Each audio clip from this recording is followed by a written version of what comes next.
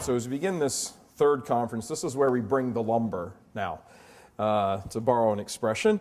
We're talking about heresies inside the church. This morning we talked about heresies outside the church, the different attacks. Now we're going to talk about the attacks against the faith from inside the church, which are the most damaging. The fifth column efforts inside the church are by far and away the most damaging because they're the ones that get unseen and accomplish the most work for the enemy.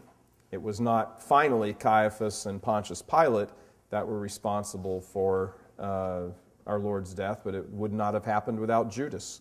And the fact that our Lord had to deal with Judas personally, we have to always bear that in mind when we hear and see all of the different things going on in the church today and in the history of the church.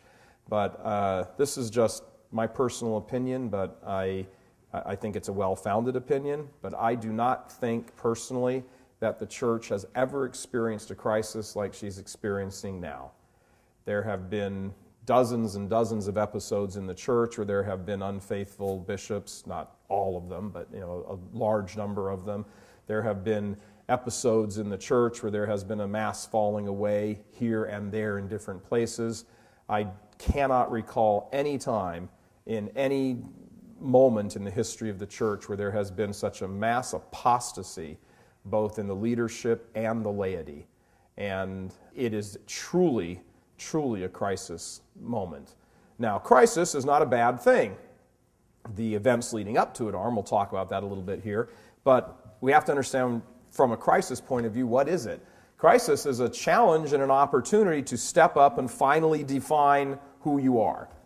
The reason a crisis is bad is because that moment is missed and someone else defines you and you fade off into oblivion or into the dust heap of history, as we've seen with different civilizations and movements and all of that. The church, we know, will not fade off and become some ash heap of history because of our blessed Lord's promise. But that said, the individuals and different nations and the church is experienced in different peoples and places is not guaranteed to last until the end of the world. Just the church is. In what form or place or location, we have no idea. All we need to do is look at Northern Europe after the Protestant revolt. The church has essentially become extinct there. There's a few places here and there, but it's essentially extinct. When we look at the church in Western Europe right now, it's not quite as bad as some of the Northern European countries, but it is in absolute dire straits. I don't know if you know this, but last week, 300 priests, I'll just give you one example because it's recent, 300 priests in Austria formed a group called Call to Disobedience, where now the entire number of priests in Austria is slightly more than 4,000. So you're getting up to 10% of the priest population has formed a group where they are simply defying church teaching and saying we want women priests, contraception, blah, blah, just the whole run down the checklist. It's all there. 300 of them. And the Cardinal Archbishop of Austria, Vienna, Cardinal Schönborn said, okay, well, this is really important. I'll meet with you guys sometime in September. As you look around the church, the failure of leadership is dramatic. It's dramatic.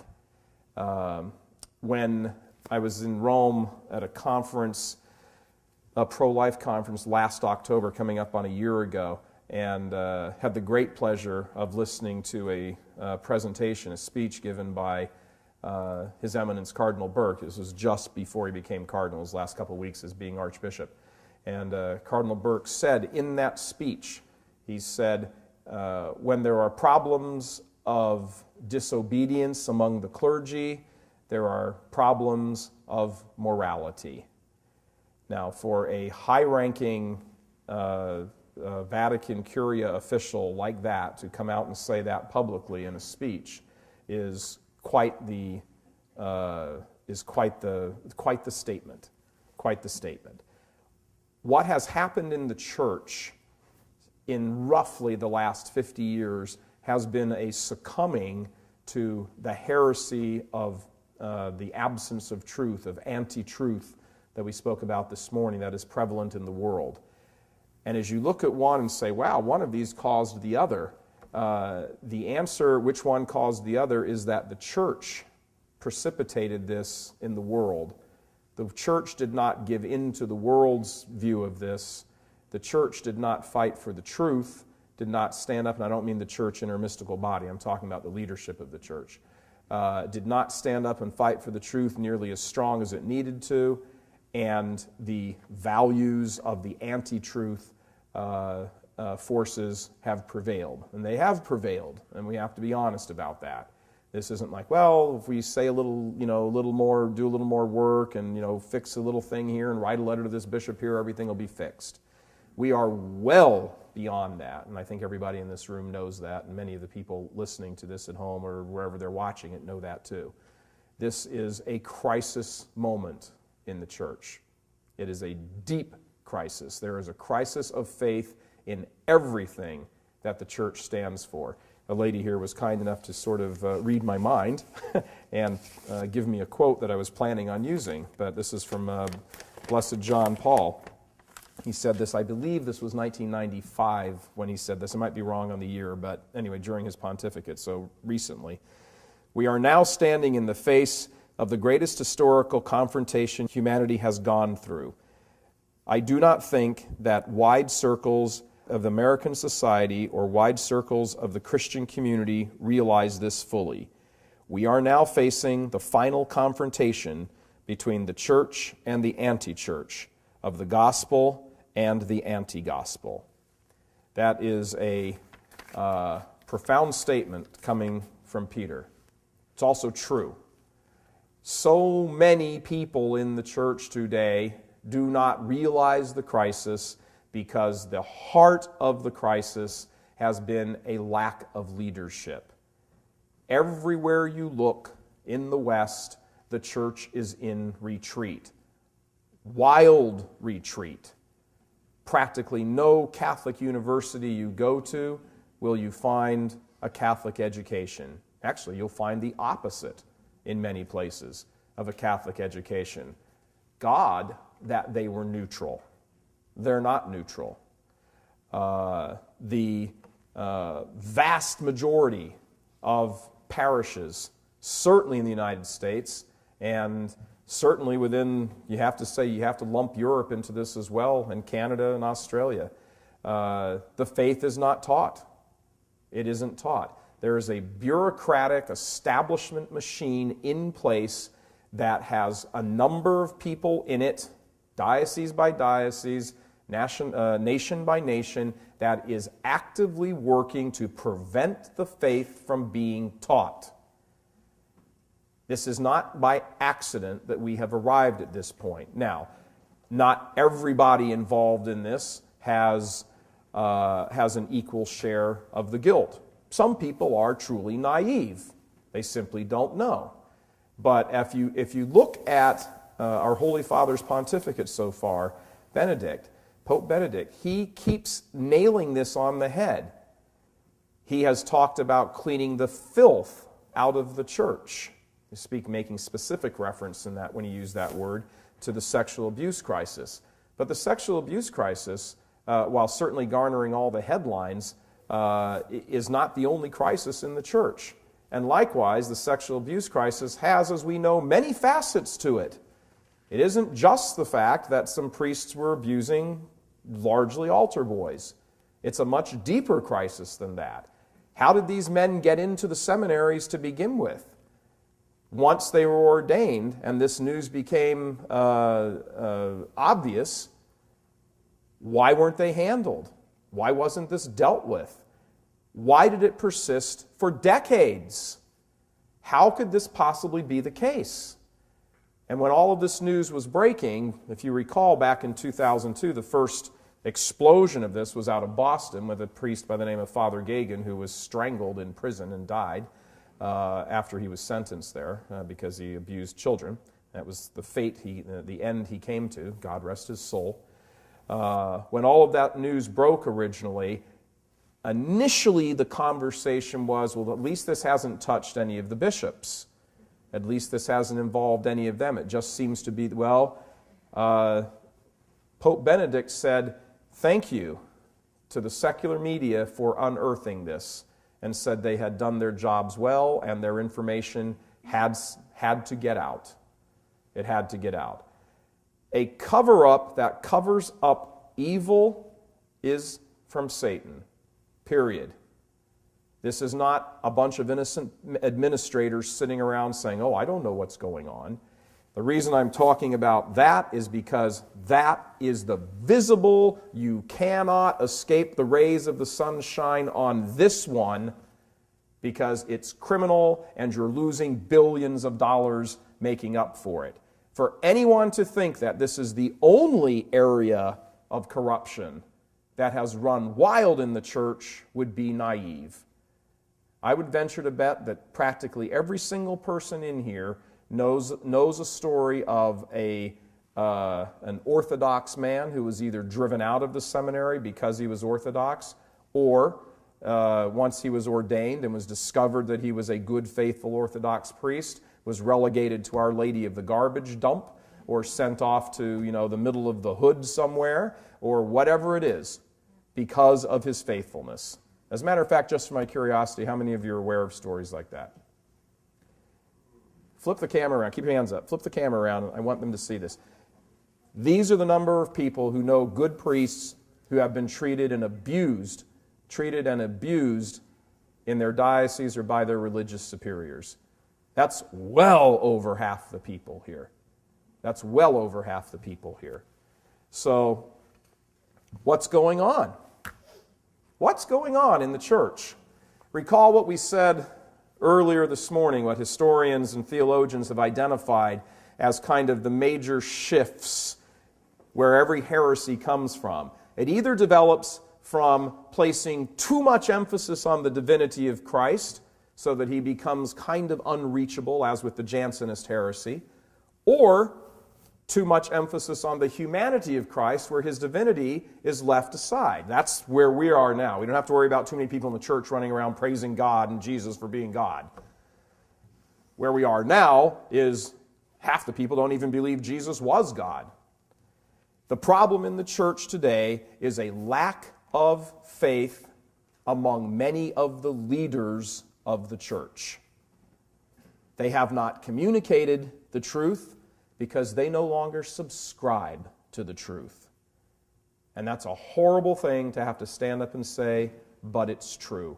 At some point, after thousands upon thousands upon thousands of cases of abused priests, abused by their bureaucracies, tens of millions, hundreds of millions over the course of decades of people leaving the faith, walking away, not being properly catechized, priests preaching willy-nilly, it's not even doctrine, it's just anonymity, it's stupidity from the pulpit, heresy in some cases.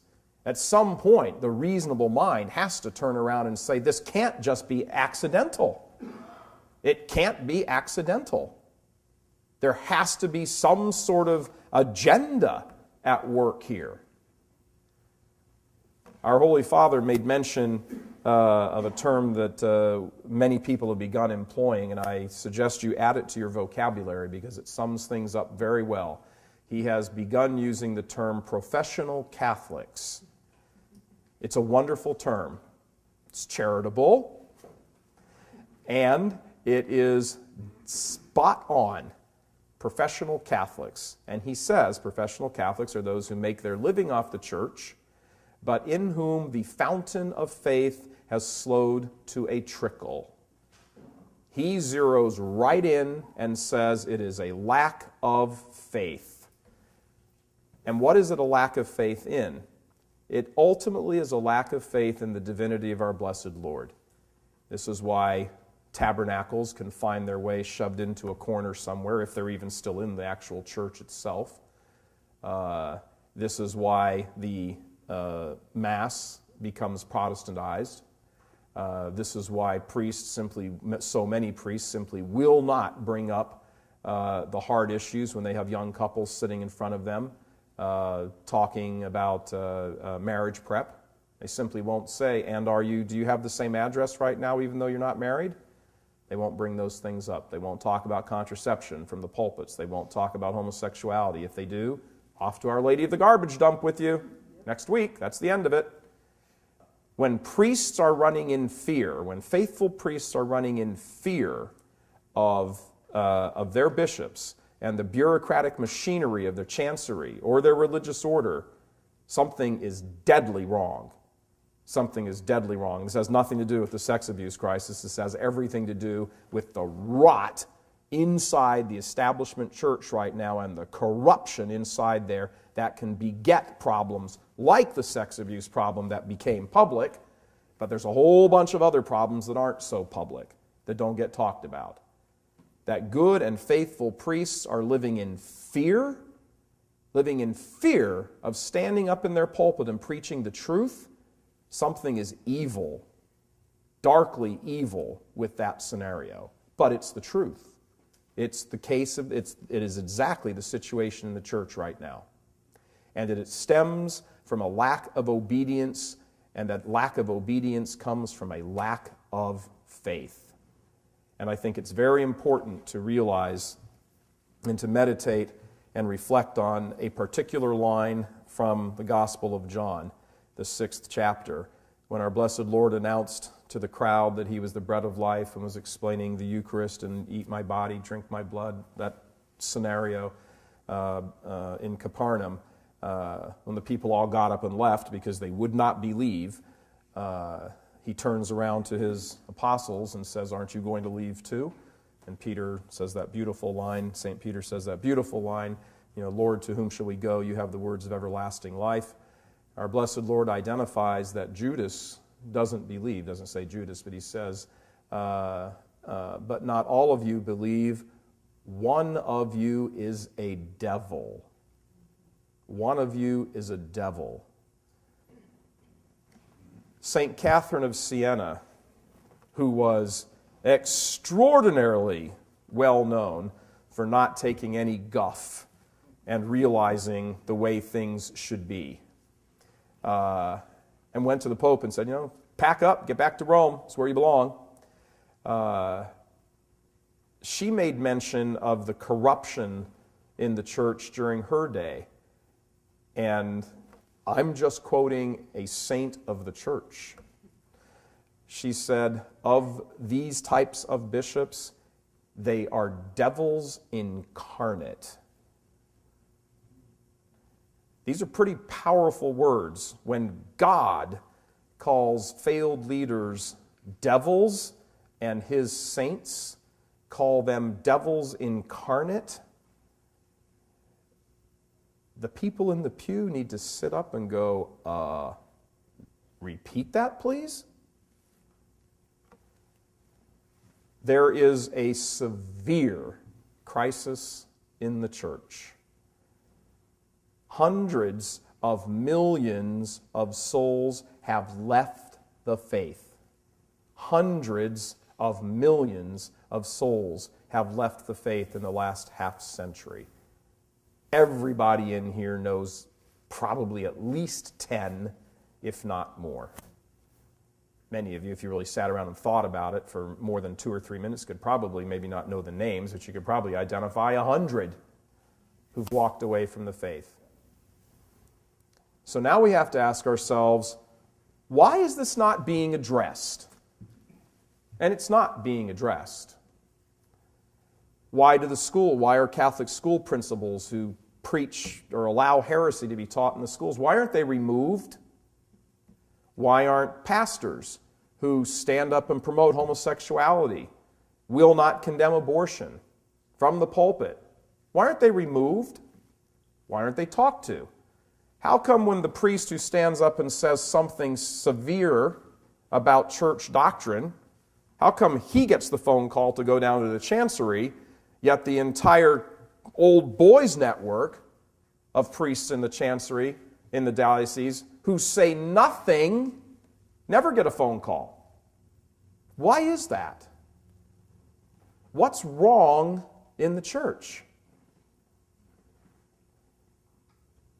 It is time for the laity to stand up and take back the faith. It is absolutely time for that to happen. And that does not mean take the authority away. We're not making a grasp for the authority of the bishops. That's an office instituted by Christ for the transmission of the faith. But when that transmission is not happening and is actually going into reverse, it's time for the laity to stand up and make their voices heard. How do you make your voice heard? You're not making an end run. This isn't a call to be a Martin Luther or anything like that. The whole point of this is to understand what's going on and to simply begin to challenge it. Challenge it everywhere you can challenge it. Everywhere you can challenge it. On the internet, in your parishes, with your friends, with your family. And the simple fact that Father says it doesn't make it true. As a matter of fact, if you're sitting there in some kind of, they used to call it in the old days, your Catholic sense. You might not have a degree, you might not have a wall full of diplomas and theology, certificates coming out of your ears, but you hear something and you go, "Er?" Like, the doggy who, hears a weird sound, he goes, "Er, er?" It's like something doesn't quite sound right there. Why? Because if you're in a state of grace, even if you can't necessarily articulate something about the faith in some wonderful St. Thomas Aquinas fashion, you still know something doesn't sound right there. I can't tell you why, but something's not right. And I've told a number of people this example in different places I've gone and talked. When I was would have been a freshman at Notre Dame, when Father Theodore Hesburgh was president, unfortunately, for many reasons. It was during the Reagan-Carter presidential race of 1980. That was my freshman year. And Father Hesburgh most of Notre Dame's classes are very small, 10, 12, 15 people a class. But there are a few on campus that are those big auditorium classes like the chemistry lecture and all those things. But there are so few that Father Hesburgh could walk around from each one of them and in a day or two hit them all. And he did. He came walking in September, maybe early October, to a chemistry class I had freshman year. And he said, everybody stood up, Father Hesburgh, and we sat down. He said, "I just want to let you all know that when the election rolls around now, while abortion is a very important topic, it's not the only one. We have to worry about the poor, as though a child in the womb is somehow wealthy." And he made his little 5-minute pitch, and off he went. And I remember sitting there as an 18-year-old, 19, whatever I was, 18 or 19-year-old, moron in college going, "Who are we playing this weekend?" That's why I switched majors late. I remember sitting there saying, "Well, that sounds weird. Really? There's something just as important as abortion?" Yeah. "Oh, well, Father Ted said it, and it's Father Hesburgh, so, the ground turns to gold wherever he walks, so it must be right." And we got back to chemistry. I never gave it another thought until I started looking at all of this stuff years later and going, wow, this is exactly how this works.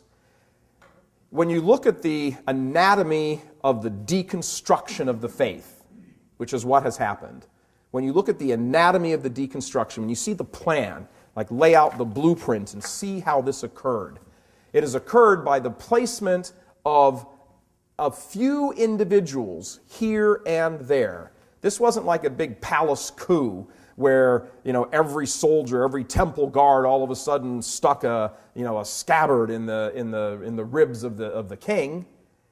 It was a very gradual thing that has picked up steam to the point now that the good guys are so outnumbered that there's very little for them to be able to do. And we hear the question constantly, why doesn't the Pope do something? The Pope is sitting on top of a church that is, nominally anyway, 1.2 billion people. There are 6,000 dioceses in the world. 6,000 dioceses. Which one should he start with? Any suggestions? Of course, everybody, mine.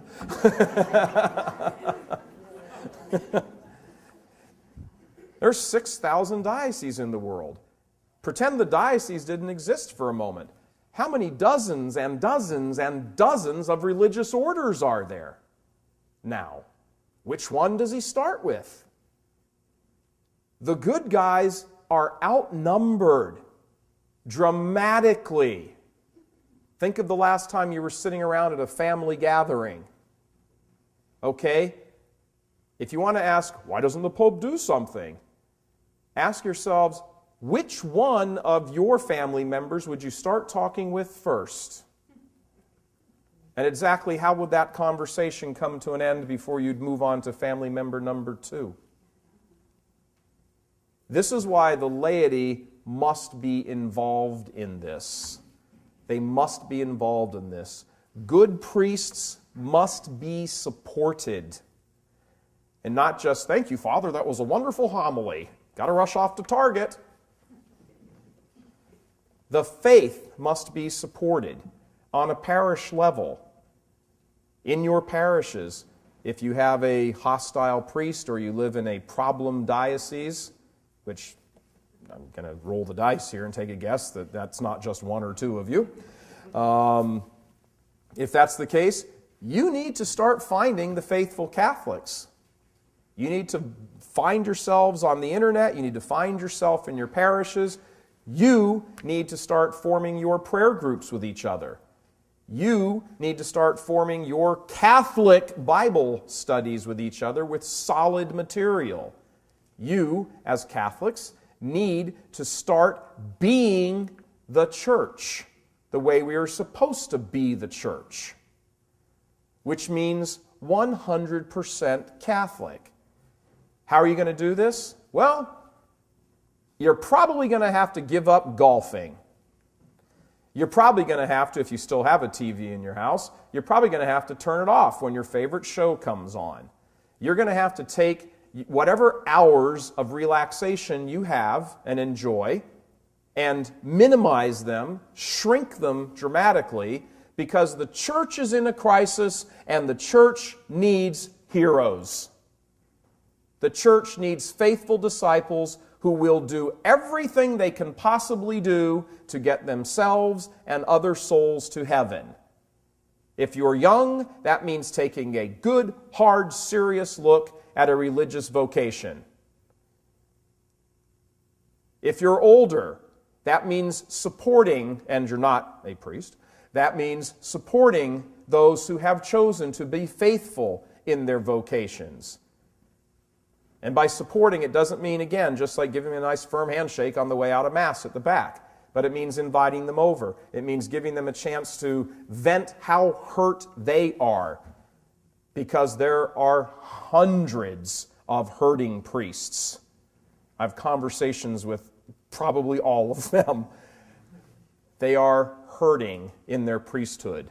They are truly being crucified for Christ. And it isn't at the hands of the laity, it's at the hands of their superiors. Whatever we can do physically, in the form of physical sacrifice or mortification for the bishops, must be done. Now I know, because I've spoken with a number of you already, and I also hear these in emails, and as many different faithful Catholic religious groups do, that I wrote a letter to the bishop, I didn't hear anything back, I tried to say, I didn't hear anything back, I got a nice ding letter that said we'll take care of it, never heard anything again, Father Harry Heretic is still in the pulpit 2.5 years later, blah, blah, blah, blah, yeah, we know, There's a bit of astonishment that the apostles express at one point to our blessed Lord. They say, well, we did everything we could to drive the devil out of this guy. It didn't work. Jesus says, These kind need prayer and fasting. These kinds need prayer and fasting. Find some physical mortification that you can do, and I don't mean giving up Snickers bars. Find some physical mortification that you are willing to engage in so that you may unite your physical suffering to the physical suffering of Christ, and that you offer up for the bishops. I don't think it comes as any surprise to anybody that the religious state has been viciously attacked by hell. Has been absolutely viciously attacked by hell. It was interesting that I noted, as many people did, with great curiosity and not a lot of amazement, that when our Holy Father declared the year of the priest a couple of years ago, that was when the next wave of all of this stuff about the priesthood and sexually abusing priests and all of that hit. And it was like you're thinking, oh, how many waves of this are there? You even start to lose track after a while. It seems even in one sense that even the secular media actually kind of started to get bored with the story. How sad is that? Our religious, who all began as laity, every one of them, nobody was born a bishop, nobody was born a priest. Our religious, our ordained, need our support. They need our prayerful support. They need our physical sacrifice support. They also need our emotional support, our good humor, our financial support when they are in that situation or that need for whatever reason it might be. They need to be uplifted. These are the men who bring us Jesus Christ. They bring us Jesus Christ in person, in the flesh. Satan has been after the priesthood since the Last Supper. He was there present at the Last Supper. He is always after the priests, always. Because he knows he thinks if he gets rid of the priesthood, then he gets rid of our touchstone, personal touchstone to Jesus Christ. And he's right. If he got rid of the priesthood, that would happen. He won't get rid of the priesthood, however. But nonetheless, that's been his plan. Why? Because Satan wants the Eucharist destroyed. He wants nothing, he wants nobody having access to the Eucharist. Since 1965, 100,000 priests have left the priesthood. Since 1965, 100,000 priests have left the priesthood. It's astonishing. We need to support the priests, and we need to sacrifice for the bishops. Now, I'm not a bishop. I have no idea what goes on I have some idea what goes on in chanceries. But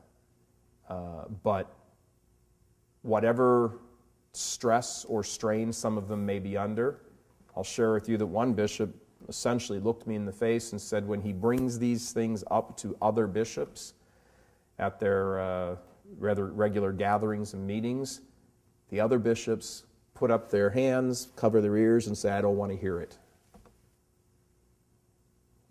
How about a little fortitude, guys? How about a little spine?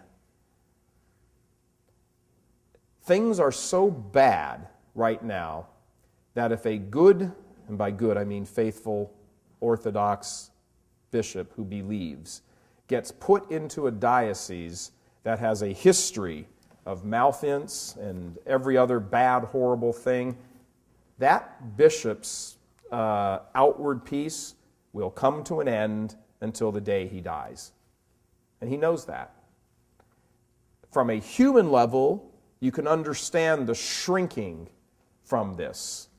He will have many of his own clergy rebelling against him, some of them openly, others quietly plotting against him. Everything he says and does will be read, chucked into the trash. He'll be lied to. I've had a bishop tell me that when he's called nuns into him to say, Sister, I understand blah, blah, blah. And they've given him an answer back. He said to me, I know they're lying to me, but I can't prove it. So I have to, because I'm the bishop, I have to treat this situation such and such. This is a horrible state of affairs. It's horrible to stand up and talk about these kinds of things. It's awful. It breaks my heart when I do Vortex episodes on these things. I want to be talking about how great and wonderful the faith is. That's why we did a separate little show called The Majesty of the Faith, because I just got sick to death of constantly hearing these horrible things. What are we fighting for? We're fighting for the majesty of the faith, but the fight has to happen in the church, because too many people in the church simply will not accept the beauty of the faith. The anti-truth, or as Blessed John Paul said, the anti-gospel, the anti-church, has worked its way into the church. Satan has done his work very well. He's done it very well. For Catholics who are now the remnant, and we are a remnant, faithful Catholics are a remnant. What do? Well, that sort of depends on your station in life. Are you a parent with young children who are still impressionable? You can't be in a parish where their faith is going to be destroyed. You can't. If that means that your life has to change and you've got to drive the hour and 20 minutes on Sunday to get them to a parish where their faith will not be torn to tatters by the time they reach adulthood, well, then that's what you have to do. You're responsible for the souls placed in your charge that you are a party to God with in creating. If you are a parent of older children, what are the circumstances? Have you examined every possible thing? I know many of you have. How do you talk to your older adult children? What do? At some point, it has to come down to sacrifice. It has to come down to sacrifice of time. It has to come down to sacrifice of your feelings. They don't want to talk to you anymore. Whatever. The only thing that matters amidst all of the sadness and all of the grief, and I know because my mother lived this with me for years, 15 years, amidst all the sadness and the grief and all of that, you have to keep your eye on the prize, which is their eternal salvation, regardless of what your feelings are. Your feelings will be a lot worse if you know they're in hell when you're in heaven. Well, your feelings won't be worse, but you get the idea, what I'm saying. We need to concentrate on the truth wherever we are. Wherever we are. The horror of what is going on in the church with homosexuality running rampant in the clergy, lack of faith running rampant in the schools and the universities, religious orders shedding vocations left and right, folding up. The millions and hundreds of millions of dollars being siphoned off as Catholic properties and Catholic treasures are being sold off. And nobody really knows where all that money is going. Where is all that money going? It's not all going to sexual abuse things. Where is all that money going when female religious orders sell beautiful oceanside or lakeside or riverside property in some of the most prime real estate places in the country? Where's all that money going? The leadership, or the establishment, the bureaucracy of the church in the West has been hijacked.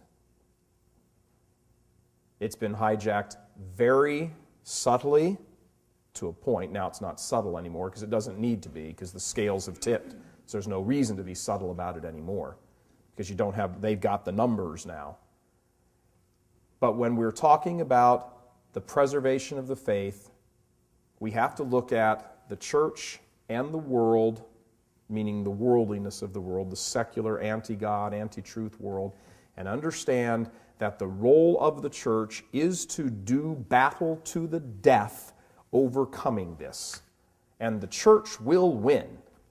There may only be 6 people left standing there at the end of the world with their sword bloodied, dragging it on the ground, breathing out their last, but it will be the church that holds up that sword at the end of time and says victory. You have to make sure you're on that side. That's why we receive, that's why we go to the sacraments. That's what the graces are for. We need to live in this mindset. It's very, very difficult. It's very difficult. You will be persecuted from the inside and the outside. You know this. I'm not telling you what you don't know. People sitting at home watching this, you know this. If you're listening, if you've gotten through the conference this long, you probably agree with this. But in order to live this way, in order to be Catholic, we must be willing to be martyrs. White martyrs to whatever degree we need to be, and gloriously accept red martyrdom if it comes to that. The world isn't dying for Catholic blood. The world is dying for conformity to it. No government agencies are sitting around plotting to kill Catholics just because they're Catholics. Maybe some of your family members are, but no governments are all governments want is just to keep the peace and keep the control. So just as the Roman emperors just wanted people, they didn't care if you went off and worshiped Jesus or not, as long as you threw a pinch of incense into the Roman gods, fine. Throw your incense in and get on with your life, go off and do that cannibal thing you Catholics do.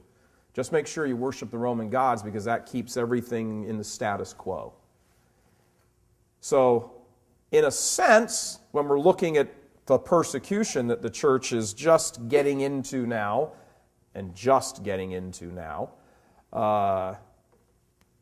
it probably is somewhat helpful to think, it's not personal, it's just business. Nobody's after you because you really have done something wrong. They just want to maintain the status quo. They want conformity to the values of the world. When King Henry went to the bishops in England in the early 16th century and said, "This is crazy. That crazy old guy in Rome won't give me my divorce. So I've come up with a plan, and we're going to keep everything happy. You just make me, sign this paper, and make me head of the church, and we'll keep everything the same. I don't want that Martin Luther craziness over here, this drunk German. I want nothing to do with him. We're going to keep everything Catholic. So, here, sign the paper. That's all you need to do. Come on, sign the paper." And every one of them did, except one. Now, there's been an awful lot of historical speculation and reviews written saying that many of the bishops who actually abdicated or capitulated probably did so with the understanding that, just give Henry what he wants, settle him down. He's got this wild temper. He's all crazy over this Anne Boleyn woman. That'll pass. So just give him what he wants right now, and then we'll just kind of slowly saunter our way back in, and everything will be just this way it was. 10 years from now, you won't even know anything happened.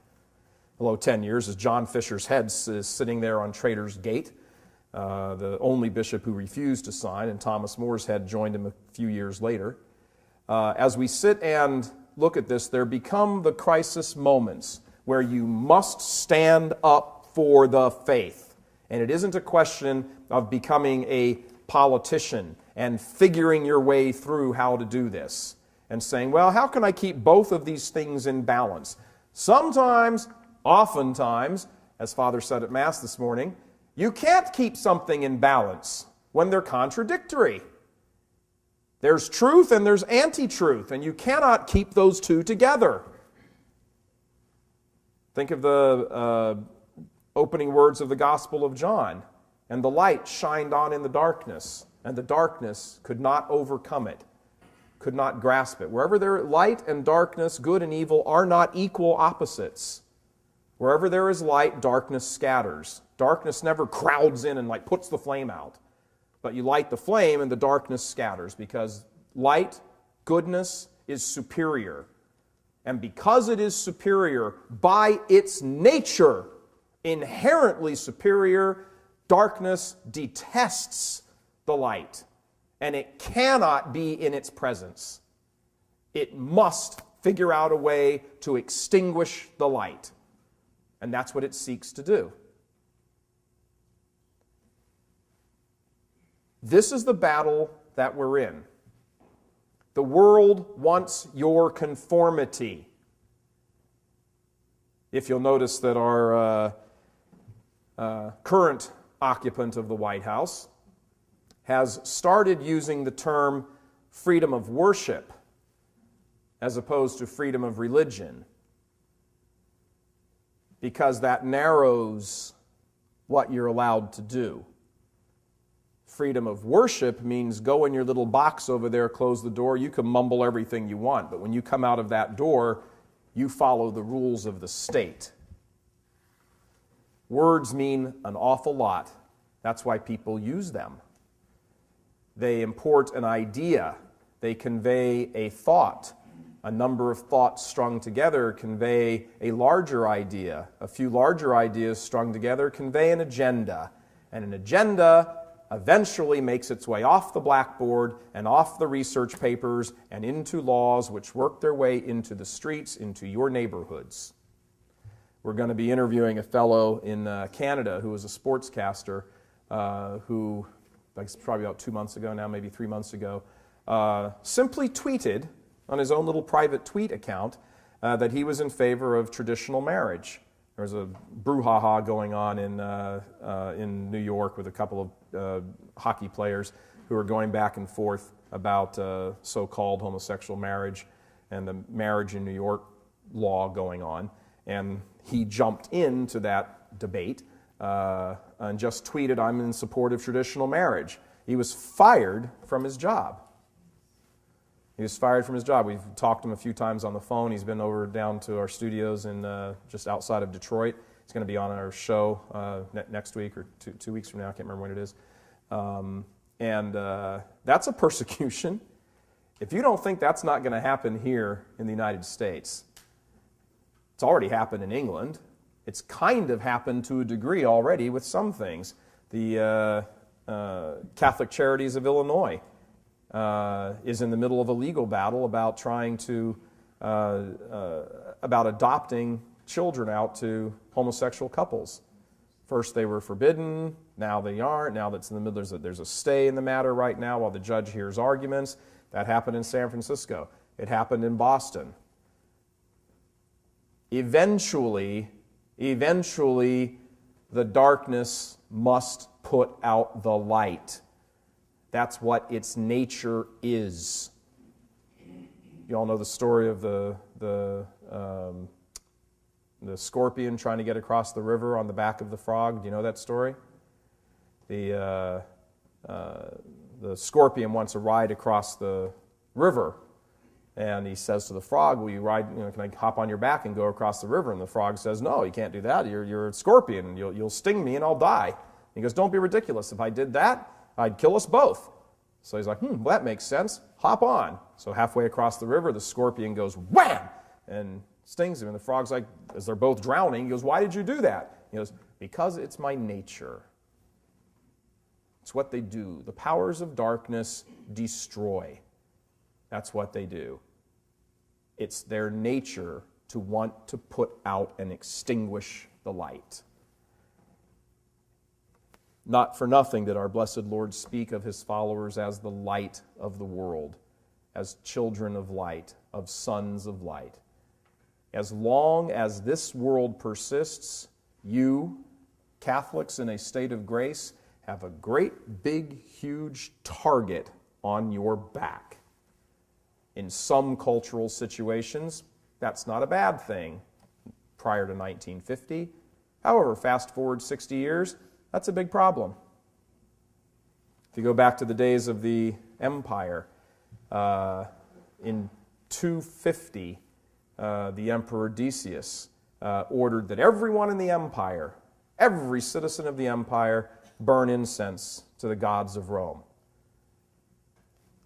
Huge numbers of Catholics, including priests and bishops, apostatized and offered incense to the gods of Rome.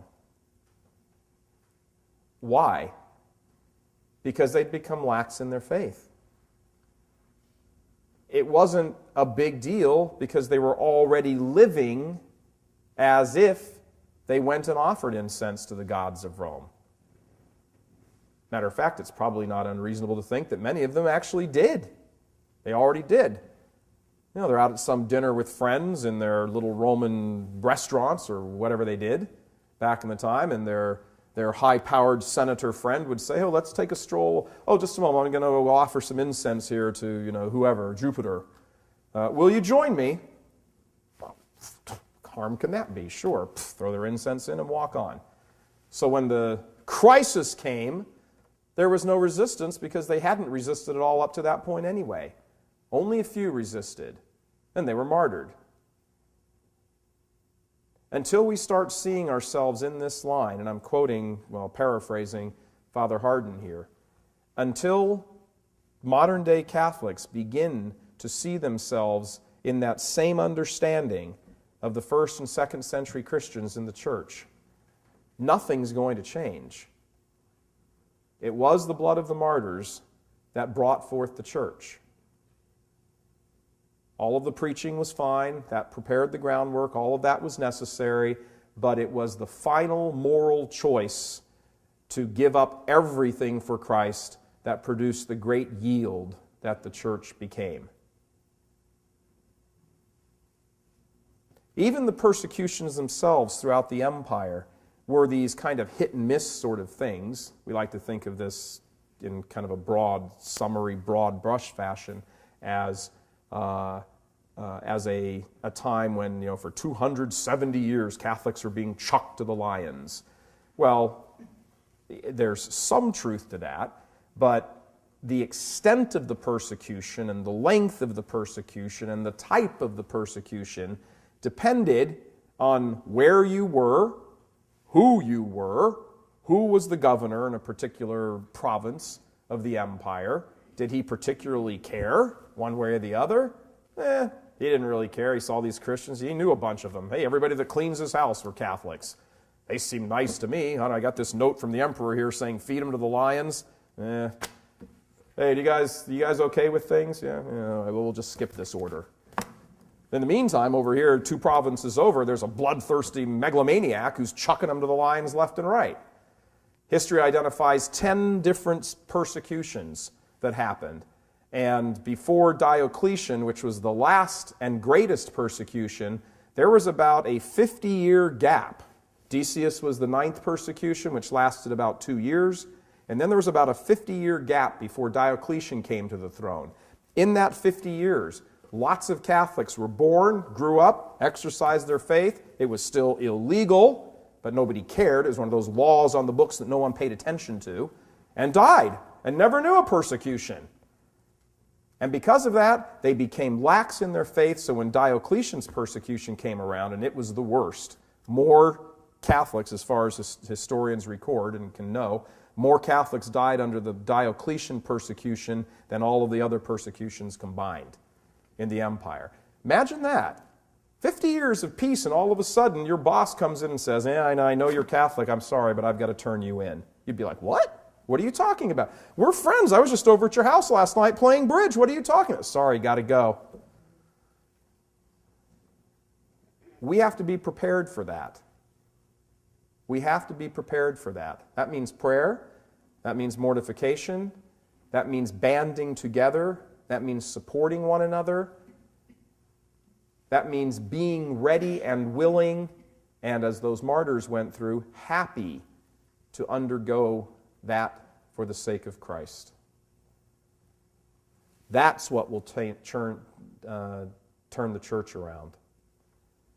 Do everything you need to do in the meantime, as far as living the faith accurately, faithfully, doing what you can to help evangelize, absolutely evangelize, but know in the core This is what we must be readying ourselves for. White persecution, white martyrdom, oh, absolutely. It's already here. It will get worse. Red martyrdom, who knows? But if it comes, you will die a martyr happily because you had already lived as a martyr happily. In the name of the Father, and the Son, and the Holy Spirit. Amen. Saint Michael the Archangel, defend us in battle. Be our protection against the wickedness and snares of the devil. May God rebuke him, we humbly pray. And do thou, O Prince of the heavenly hosts, by the power of God, cast into hell Satan and all the evil spirits who prowl about the world, seeking the ruin of souls. Amen. Sacred Heart of Jesus, Immaculate Heart of Mary, in the name of the Father, and the Son, and the Holy Spirit. Amen.